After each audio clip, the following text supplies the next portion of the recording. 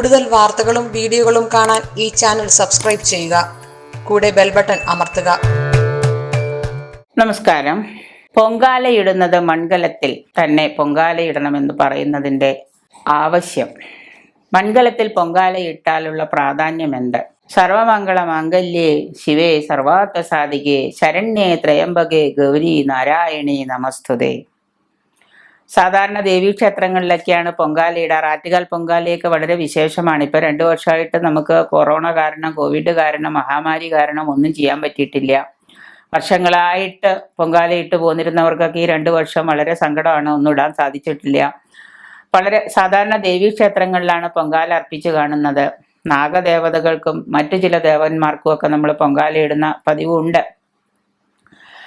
അമ്മ ജഗത്തിന്റെ മാതാവായ പരാശക്തിയെ മനസ്സിൽ ഉൾക്കൊണ്ട് ധ്യാനിച്ചുമാണ് നമ്മ ദേവതകൾക്ക് പൊങ്കാലയിടുന്നത്.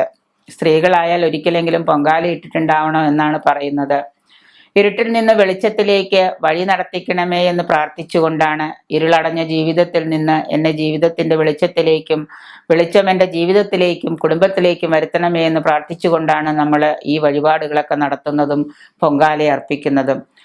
സാധാരണ അടുപ്പ് വയ്ക്കുമ്പോഴും അല്ലെങ്കിൽ അടുപ്പ് വെട്ടുമ്പോഴും ഒക്കെ, കലത്തിൽ വെള്ളം സ്വീകരിക്കുമ്പോഴും, പൊങ്കാലയ്ക്ക് തീ പകരുമ്പോഴും, അരി കലത്തിലേക്ക് സമർപ്പിക്കുമ്പോഴും ഒക്കെ ദേവീനാമങ്ങൾ ഉരുവിട്ടുകൊണ്ടും അത് ദേവിയെ സ്മരിച്ചുകൊണ്ടും ആയിരിക്കണം എന്നാണ്.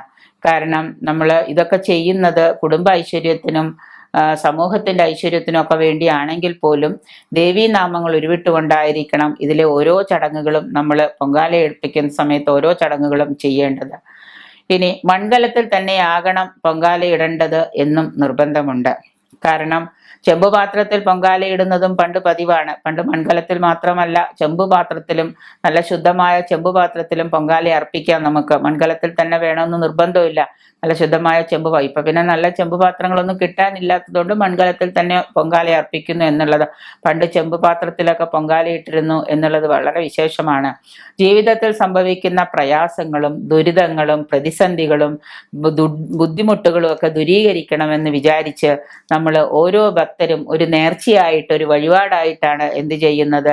പരാശക്തിയോട് പൊങ്കാലയിടാമെന്ന് നമ്മൾ പറയുന്നതും അത് അർപ്പിക്കുന്നതും. നമ്മുടെ ജീവിതത്തിലെ ധാരാളമായ പ്രതിബന്ധങ്ങൾ, സന്താനങ്ങളെ കൊണ്ടും, സന്താനങ്ങളുടെ വിവാഹങ്ങള്, പഠിപ്പ്, ജോലി, പല കാര്യങ്ങളും, സാമ്പത്തിക ദുരിതങ്ങളും, പല ജീവിതത്തിലെ പല പ്രതിസന്ധികളെയും പല പ്രതിബന്ധങ്ങളെയും നമ്മൾ എന്താണ് പൊങ്കാലയിട്ട് നേർച്ചയിലൂടെ വഴിപാടിലൂടെ പരിഹരിച്ചോളാം എന്ന് ദേവിയോട് നമ്മൾ പറയുന്നു. അങ്ങനെ ദേവിയോട് നമ്മൾ വഴിപാടായിട്ട് നേർച്ചയായിട്ട് പറഞ്ഞ് സങ്കല്പിച്ച് നമ്മൾ എന്ത് ചെയ്യുന്നു? പൊങ്കാല അർപ്പിക്കുന്നു. സാധാരണയായിട്ട് കൂടുതലും സ്ത്രീകളാണ് പൊങ്കാല ഇടാറ്. പൊങ്കാല ഇടുന്നത് കൂടുതലും സ്ത്രീകളാണ്. എന്നാൽ പുരുഷന്മാരും ഈ ആചാരം ചില സ്ഥലങ്ങളിലൊക്കെ പുരുഷന്മാരും ആചാരം നിർവഹിക്കുന്നുണ്ട്. പുരുഷന്മാർ ചെയ്യാൻ പാടില്ല എന്നൊന്നും പറഞ്ഞിട്ടില്ല. കൂടുതലും സ്ത്രീകളാണ് ഈ പൊങ്കാല അർപ്പിക്കാറ്. എന്നാൽ ഭയവും ഭക്തിയും നിറച്ച ഓരോരുത്തരും, പുരുഷനായാലും സ്ത്രീ ആയാലും ഭയവും ഭക്തിയും നിറച്ച ഓരോരുത്തരും മൺകലത്തിൽ പൊങ്കാല അർപ്പിക്കുമ്പോൾ കലങ്ങളിൽ തിളച്ചു മറിയുന്നത് അഹം അഥവാ ഞാൻ. അഹം എന്ന് പറഞ്ഞാൽ ഞാൻ, അഹം, അഹങ്കാരം, അഹം അല്ലെങ്കിൽ ഞാൻ എന്ന ഭാവമാണ്. കലത്തിലേക്ക് അരിയിട്ട പൊങ്കാലയിലെ തലത്തിൽ നിളച്ചു നിറയുന്നത് അഹം, ഞാൻ എന്ന ഭാവമാണ് തിളച്ചു മറിഞ്ഞു പോകുന്നത് എന്നാണ് നമ്മൾ സങ്കല്പം. എന്നാൽ അവസാനം ആ ഭാവം പൂർണ്ണമായും തിളച്ച് നശിച്ച് പരിശുദ്ധവും പവിത്രവുമായ നിവേദ്യമായി മാറുന്നുവെന്നാണ് സങ്കല്പം. പൊങ്കാല തിളയ്ക്കുമ്പോൾ ഞാൻ എന്ന ഭാവം നശിച്ച് പൂർണ്ണമായിട്ടും അത് പവിത്രമായി, മനസ്സും ശരീരവും ചിന്തയും എല്ലാം പരിശുദ്ധവും പവിത്രവുമായ ഒരു നിവേദ്യമായി മാറുന്നുവെന്നാണ് നമ്മളുടെ സങ്കല്പം. അതുകൊണ്ട് തന്നെയാണ് തീർച്ചയായിട്ടും ഈ പൊങ്കാല ഇടുന്നതിൻ്റെ പ്രാധാന്യവും. കാരണം കടുത്ത ചൂട്, തീ കത്തിച്ച് പൊങ്കാല സമർപ്പിക്കുമ്പോൾ അതിൻ്റെ കടുത്ത ചൂട്, സഹിക്കാനാകുന്ന ശ്വാസം മുട്ടിക്കുന്ന പുകയും നിറഞ്ഞ ശബ്ദമുഖരിതമായ അന്തരീക്ഷത്തിൽ പൊങ്കാലയിടുമ്പോൾ, ദേവീ മന്ത്രങ്ങൾ കൊണ്ട് എല്ലാവരും ഇങ്ങനെ അന്തരീക്ഷത്തിൽ മുഖരിതമാകുമ്പോൾ, ആ സമയത്ത് നമ്മൾ ഇടുന്ന പൊങ്കാലയിടുമ്പോൾ അതിലൂടെ ഭക്തർ കൈവരിക്കുന്നത്, ഈ ഇടുന്ന ഓരോ ഭക്തനും, പൊങ്കാലയിടുന്ന ഈ പൊങ്കാല അർപ്പിക്കുന്ന ഓരോ ഭക്തനും കൈവരിക്കുന്നത് പരീക്ഷണങ്ങളെയും പ്രതിസന്ധികളെയും അതിജീവിക്കാനുള്ള ശക്തിയാണ്. അതിനുവേണ്ടി കൂടിയാണ് നമ്മൾ ഈ പൊങ്കാല സമർപ്പിക്കുന്നത്. മാത്രമല്ല മൺകലത്തിൽ പൊങ്കാലയിടുന്നതിൻ്റെ വൈശിഷ്ട്യവും ചെറുതല്ല എന്ന് വേണമെങ്കിൽ പറയാം. കാരണം പണ്ട് ചെമ്പുപാത്രത്തിൽ ഇട്ടിരുന്നു, ഇപ്പൊ ചെമ്പുപാത്രത്തിന് ഭയങ്കര വിലയായതുകൊണ്ട് അത് വാങ്ങി എല്ലാ വർഷവും പൊങ്കാലയിടുക സ്വാഭാവികമല്ലാത്തതുകൊണ്ട് മൺകലത്തിൽ പൊങ്കാലയിടുന്നതിൻ്റെ വൈശിഷ്ട്യവും ഒന്ന് വേറെ തന്നെയാണ്. മൺകലത്തിൽ വേവിച്ചെടുക്കുന്ന ഭക്ഷണ പദാർത്ഥത്തിൽ മാലിന്യങ്ങളെ മൺകലം വലിച്ചെടുക്കാറുണ്ടെന്ന് ആധുനിക ശാസ്ത്രം ചൂണ്ടിക്കാട്ടുന്നു. ഇന്നിപ്പോൾ പറയുന്നുണ്ട് അലുമിനിയ പാത്രങ്ങളോ സ്റ്റീൽ പാത്രങ്ങളോ ഒന്നും പാചകത്തിന് ഉപയോഗിക്കാതെ മൺകലം മാത്രം ഉപയോഗിച്ച് പാചകം ചെയ്യാനാണ് വീണ്ടും പറയുന്നത്. കാരണം പണ്ട് കാലത്ത് മൺകലത്തിലും ചെമ്പുപാത്രത്തിലും ഒക്കെ ഭക്ഷണം പാചകം ചെയ്തിരുന്നപ്പോൾ ആളുകൾക്ക് ആരോഗ്യ പ്രശ്നങ്ങളൊന്നും ഉണ്ടായിരുന്നില്ല. ഇന്ന് അലുമിനിയ പാത്രത്തിലും സ്റ്റീൽ പാത്രത്തിലും ഒക്കെ സ്ഥിരമായിട്ട് പുളികൾ ചേർന്ന ഭക്ഷണവും ഭക്ഷണ പദാർത്ഥങ്ങളൊക്കെ വച്ച് വേവിച്ച് കഴിച്ച് എല്ലാവർക്കും നിരന്തരമായിട്ട് ഉദര പ്രശ്നങ്ങൾ വരാൻ തുടങ്ങിയപ്പോൾ വീണ്ടും പറയുന്നുണ്ട് പാത്രത്തിൽ ഭക്ഷണം വച്ച് വേവിച്ച് കഴിക്കുമ്പോൾ, പാചകപ്പെടുത്തി പാകം ചെയ്ത് കഴിക്കുമ്പോൾ അതിലെ മാലിന്യങ്ങളെ, ഭക്ഷണത്തിലെ മാലിന്യങ്ങളെ എന്താണ് ഈ മൺകലം വലിച്ചെടുക്കുകയും അതിൽ നിന്ന് നമുക്ക് നല്ല ഒരു ഭക്ഷണം കിട്ടുകയും ചെയ്യുന്നു എന്ന് ആധുനിക ശാസ്ത്രം ചൂണ്ടിക്കാട്ടുന്നുണ്ട്. സാധാരണ പൊങ്കാലയ്ക്ക് പുറമെ ചില ഭക്തർ പഞ്ചസാര പൊങ്കാല മറ്റേ ദേവിക്ക് അർപ്പിക്കുന്നത് പതിവാണ്. കാരണം ചിലവർ പൊങ്കാല ഇടുന്നതിന് പകരമായിട്ട് നമ്മളുടെ വീടിൻ്റെ മുറ്റത്ത് തന്നെ, അമ്പലത്തിൽ പോയി ചെയ്യാൻ പറ്റുന്ന വീടിൻ്റെ മുറ്റത്ത് തന്നെ പഞ്ചരസ പൊങ്കാല എന്ന് പറയും. അതായത് 5 തരത്തിലുള്ള പഞ്ചരസ പൊങ്കാല, 5 തരത്തിലുള്ള പൊങ്കാലകൾ വീടിന് മുൻപിൽ തന്നെ ദേവിക്ക് അർപ്പിക്കുന്നു. അതിൽ ഈ പഞ്ചരസം എന്ന് പറഞ്ഞാൽ 5 രസം, ഒന്ന് പാല്, പഞ്ചസാര, വെള്ളം, അരി, പഴം, ഇങ്ങനെ 5 വസ്തുക്കൾ പഞ്ചരസം, പാല്, പഞ്ചസാര, വെള്ളം, അരി, പഴം, ഇത്രയും ചേർന്ന് 5 വസ്തുക്കൾ ചേർന്നതാണ് പഞ്ചരസ പൊങ്കാല എന്ന്.